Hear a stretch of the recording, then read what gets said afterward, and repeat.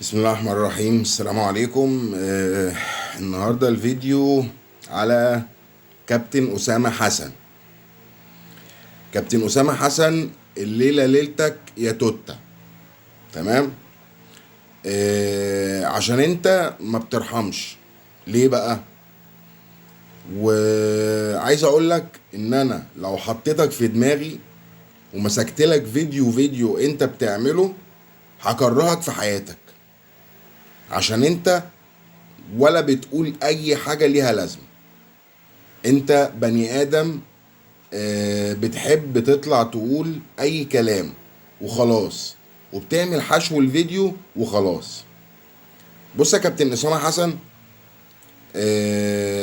انا جايب لك الفيديو اللي انت كنت بتتكلم فيه قبل كده، تمام، على امام عاشور وعلى صفقة امام عاشور، وان هو هيروح الاهلي وبتاع ومش عارف ايه. تمام. تعالوا نسمع يا جماعة الاخ كان بيقول ايه. تمام. الاي كلام.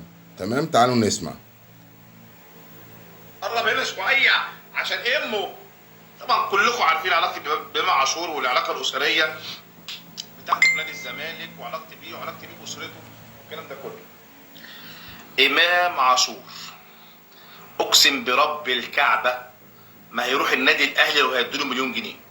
مليون جنيه. مليون جنيه في ايه؟ في اليوم. مش مليون جنيه في السنه، يعني في اليوم. يعني كل يوم هيديله مليون جنيه مش هيروح النادي الاهلي. ليه؟ كفايه عليك كده. قال لك اقسم بالله لو هيروح النادي الاهلي وهيديله مليون جنيه مش هيروح. مش هيروح. طب امام عاشور في الاهلي يا كابتن، انت عرفت؟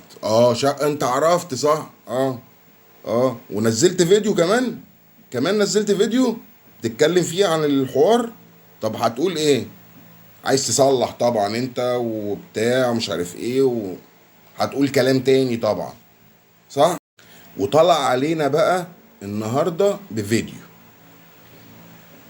يقول اي كلام، يداري بيه على الاي كلام اللي هو قاله قبل كده. واحنا متعودين بقى اسامه حسن ده يقول اي كلام في اي كلام، اي هري، فيطلع يداري على الهري اللي قاله قبل كده بهري جديد. طب يعني ارحم نفسك. ارحم نفسك شويه من الهري اللي انت قاعد بتهريه. يعني ما اقول لك ايه، خنقتنا يا جدع. يا جدع خنقتنا، بطل هري. بطل بقى نخع بقى يا اخي. تعالوا نسمع يا جدعان هو قال ايه عشان يداري على الهري اللي قبل كده. امام عاشور ينضم رسميا. عارفين.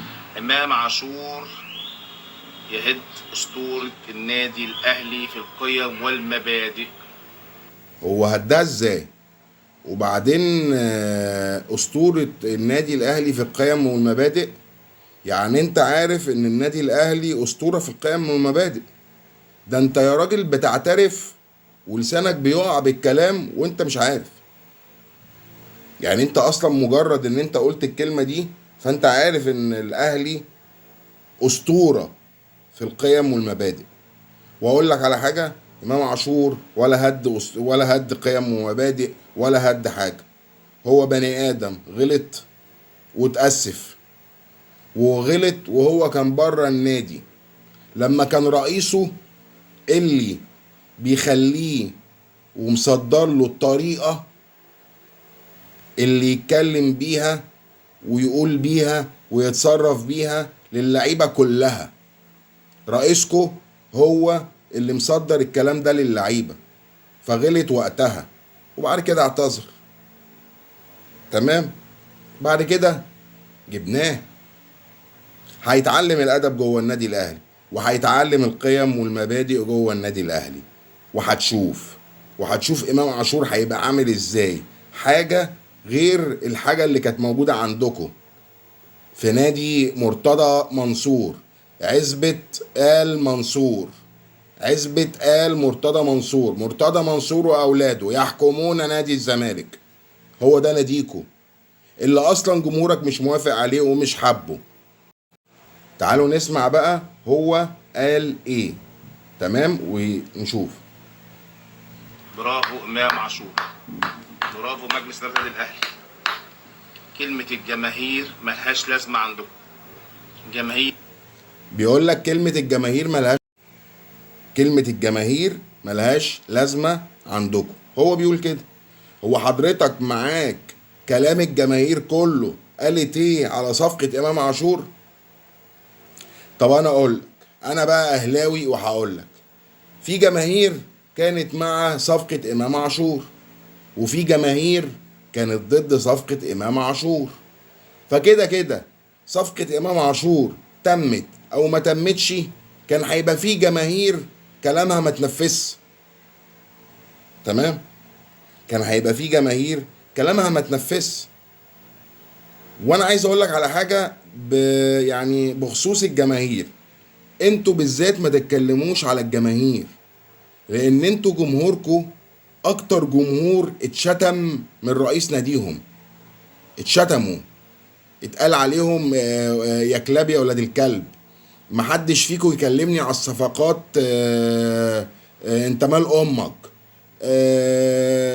الكابتن بتاعكو كان بيتف عليهم. كهربا لما كان موجود كان بيتف عليهم. ادي جمهوركو اللي انتوا مفروض بتقول عليه ان انتوا بتحترموه. تعالوا نكمل نشوف هو بيقول ايه. جماهير النادي الاهلي طلبت بعدم الانضمام لامام عاشور لان غلط في رمز من رموز نادي الاهلي الكبير كابتن صالح سليم الراحل العظيم. كلمه جماهير النادي الاهلي زيها زي الهوا، ماشيه مع الهوا.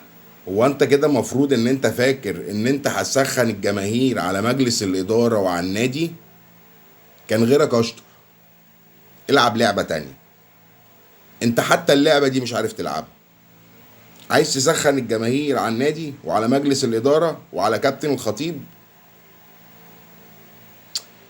انت اي كلام، انت هجس، انت بالونه منفوخه واي كلام. تمام، تعالوا نكمل. هوا ملهاش اي وجود. تيجي الناحيه التانيه نادي الزمالك لما امر ان ماتش السوبر ما يتلعبش ما تلعبش. ماتش السوبر ايه اللي امر يتلعب وما تلعبش وبتاع والجماهير امرت مش هي، مش انا لسه قايل لكم يا جماعه، الجماهير دي يا جماعه اتشتمت واتهانت واتلعن سلسفيلها وي من رئيس النادي. اصلا جماهير النادي، اقسم بالله تاني مره، جماهير نادي الزمالك مش بتطيق مرتضى منصور ولا عايزينه يبقى رئيس النادي اصلا. وانزلوا اسألوا واعملوا احصائية على الزملكاوية، هتلاقي ان زملكاوية كتير مش قابلين اصلا ان مرتضى منصور يبقى رئيس النادي بتاعهم، لانهم اتخنقوا منه. الناس جضت، جماهير نادي الزمالك جضت من البني ادم ده. انا عايز اقول على حاجة، انا من 2-3 كنت منزل هاشتاج على الفيسبوك بقول فيه لصحابي الزملكاوية: انقذوا الزمالك من مرتضى. من 3 سنين 4 سنين كنت حاسس وكنت شايف اللي هيحصل والنادي هيوصل لايه بسبب مرتضى منصور. وبقولها لكم تاني: انقذوا الزمالك من مرتضى. ودي اهو ما بقاش رئيس نادي وبقى معزول. يا ريت الجمعية العمومية ما تجيبش مرتضى منصور تاني في نادي الزمالك، هيوقعها وهيخربها اكتر ما هي مخروبة. اللهم بلغت اللهم فاشهد. ويا كابتن أسامة، هتنزل فيديوهات تاني هقعد لك على الواحدة وهشوف لك كل فيديو وهرد عليك وهتكره حياتك. يلا سلام يا جماعة. لايك وفولو وكومنت واكسبلور لو سمحتوا، ساعدوني ان انا انتشر اكتر واكتر. شكرا ليكم والسلام عليكم. سلام.